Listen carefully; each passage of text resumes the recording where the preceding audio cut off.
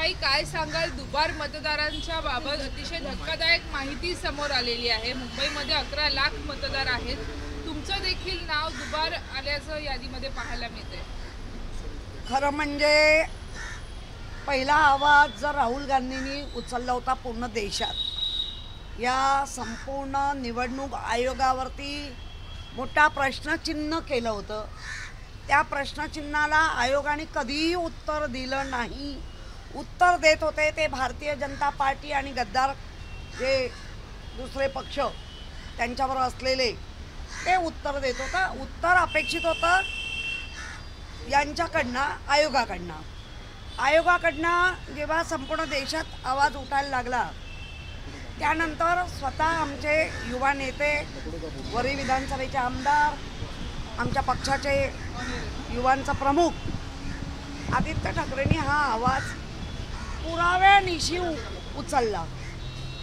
पण त्यावेळेला सुद्धा आदित्य ठाकरेंना उत्तरं भारतीय जनता पार्टीच्या प्रमुख नेत्यांनी दिली व त्यांना वेगवेगळ्या नावांनी संबोधायला लागले, त्यांच्या कामाचं खच्चीकरण करण्याचं काम। पण आता तर निवडणूक आयोगाने जे जे बाजू घेत होते त्यांच्या खाडीत थोबाडीत मारली।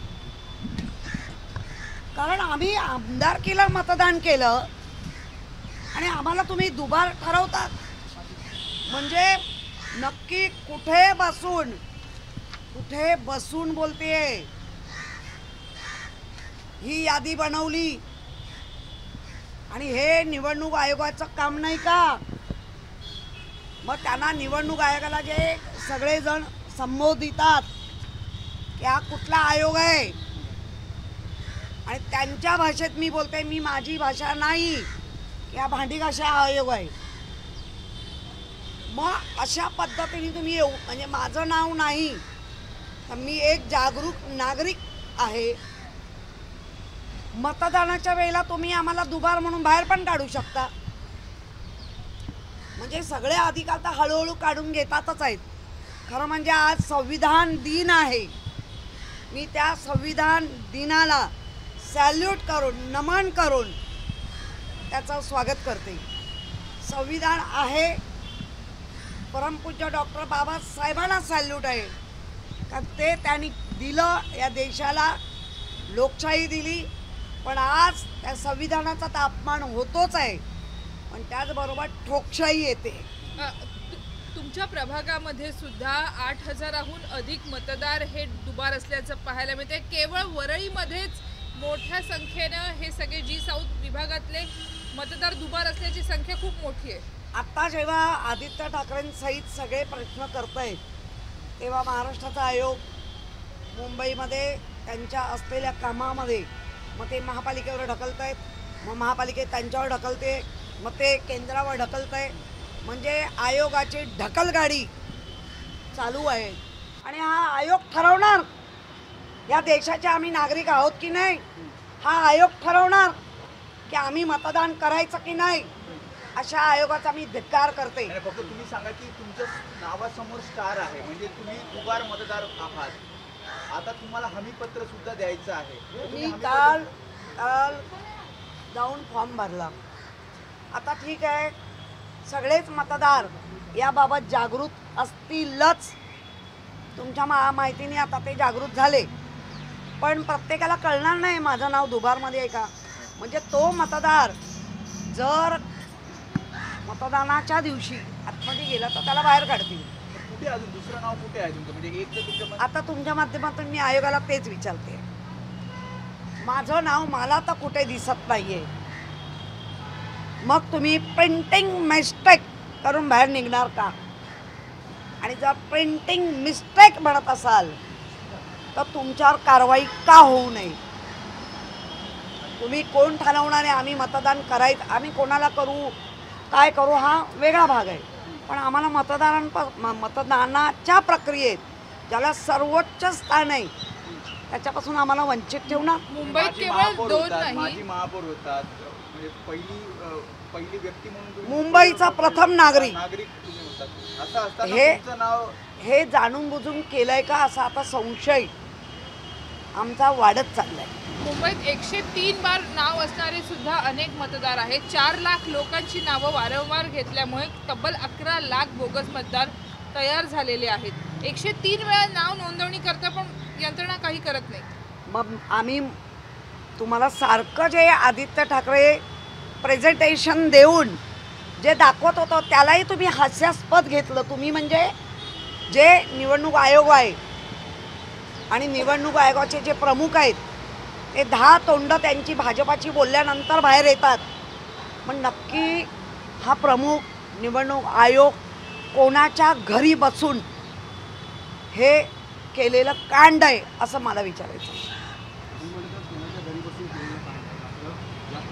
पत्रकार परिषद या पंचायत नगर परिषदेच्या वेळेला निवडणूक आयोगाने घेतली असेल त्यावेळेला दुबार मतदानावरती आम्ही केवळ फॉलो करतो असं त्यांनी ते स्वतः काही बोलतात. तो त्यांचं बोलणारं तोंड त्यांचं आहे. पण ही 10-12 तोंड बोलल्यानंतर दिसतंय की ते त्यांचेच विचार घेऊन चालले.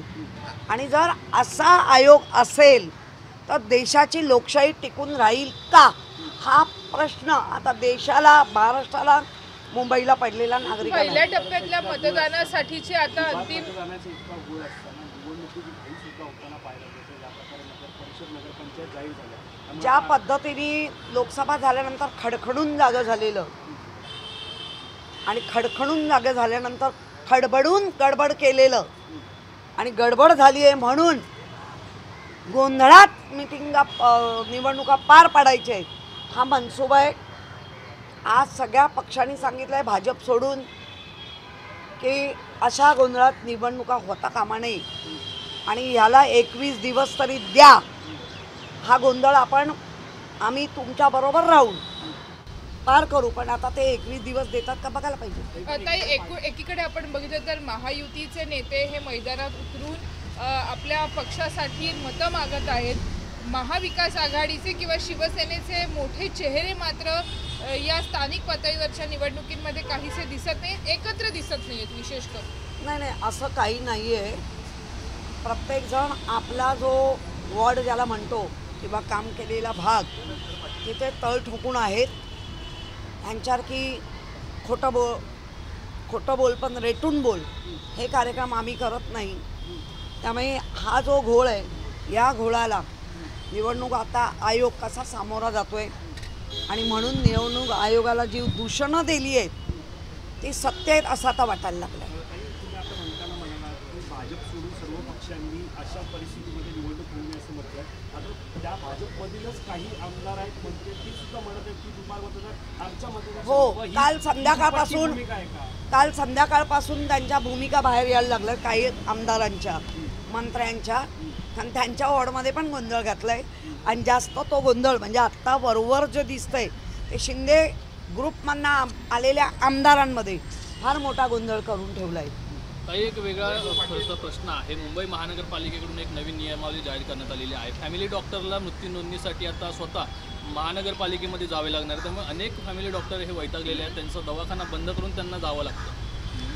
खरं म्हणजे काही निर्णय जे होत आहेत महानगरपालिकेमध्ये ते लोकांना त्रासदायकच आहे. म्हणजे मृत्यूचं सर्टिफिकेट द्यायचं की नाही एवढे डॉक्टर रिकामी असले पाहिजे ना. कारण त्यांचा स्वतःचा एक व्यवसाय आहे. एक बुक दिल्यानंतर एंट्री होते. त्या एंट्रीनंतर त्या बुकच्या प्रत्येक पेजचं कोणाला दिली ती एंट्री ते महिन्याअखेरी कळवतात. मग तुम्हाला डॉक्टर का पाहिजे. म्हणजे सरसकट जो लेबर आहे त्यापासून ते अगदी उच्च डॉक्टरांपर्यंत छळणूक आहे. आपण बघतोय राणीच्या बागेतील शक्ती वाघिणीचा मृत्यू झाला. 1 आठवड्यानंतर शक्ती वाघाचा मृत्यू झाला. जवळपास 8 दिवसांनी ती बातमी समोर येते. मुळामध्ये ITIच्या माध्यमातून ती बातमी समोर येते. मात्र प्रशासनाकडून काही सांगितलं जातं नाही. हां, खरं म्हणजे हे रॉंग आहे. लगेच ती बातमी कळायला पाहिजे होतं. कारण शक्ती वाघाला बघण्यासाठी अनेक बच्चे कंपनी आणि अतिशय तो शक्ती वाघ हा नागरिकांबरोबर म्हणजे जाणाऱ्या बघणाऱ्या लोकांना तो आता असा घुलमिललेला म्हणजे त्याला आपण काय म्हणतो मिसळलेला. आणि मी चौकशी केली तर मला असं लक्षात त्यांनी आणून दिलं आहे की ते खाण्यामध्ये एखादं कारण ते हाडं पण चावतात त्याच्या कुठेतरी इजा झाली असावी. आणि जसं आता माणसाला अचानक अटॅक येतो ती जास्त शक्यता त्यांना वाटते. कुठलेही सिम्पटम्स नव्हते, सुंदर खेळवतो आणि तुम्हाला CC कॅमेरे वगैरे मिळतीलच. त्यामुळे जसं मनुष्य प्राण्यामध्ये अचानक अटॅक आला म्हणजे चालता चालता माणूस पडतोय, तसं आता प्राण्यांमध्ये पण सिम्पटम्स दिसायला लागले. त्यांनाही ते काळजीचं कारण झालं आहे. त्याच्याबरोबर जी वाघीण आहे ती आता फार हिरमुसली आहे. त्यांच्या ब्रेनवर तो परिणाम होऊ शकतो, तेही काळजी घेत आहेत. आणि अजून तो रिपोर्ट आला नाही, पण शक्यता असं आहे की त्याला कदाचित ज्याला आपण हार्ट अटॅक म्हणतो अचानक आले तो झाला. आरोग्याची बाजू सांगितली, पण याच्यामध्ये संशय व्यक्त केला जातो की 8 दिवसांनी का सांगावं लागतं, पण ITR टाकलेलं नाही, याची पूर्ण माहिती मला मिळालेली नाही. त्यांचं म्हणणं आहे अगदी ज्या दिवशी घडलं त्याच दिवशी कळवलेलं आहे आयुक्तांना, आणि त्याची कारणं जोपर्यंत येत नाही तोपर्यंत त्याचं सांगणं प्रसिद्ध करणं असं त्यांना संयुक्तिक वाटलं नाही आहे. आता ते पोस्टमार्टम रिपोर्ट तो काय बँगलोर काय कुठेतरी जातो आणि मग हे करतो. Sir yes, thank you. ABP माझा, उघडा डोळे बघा नीट.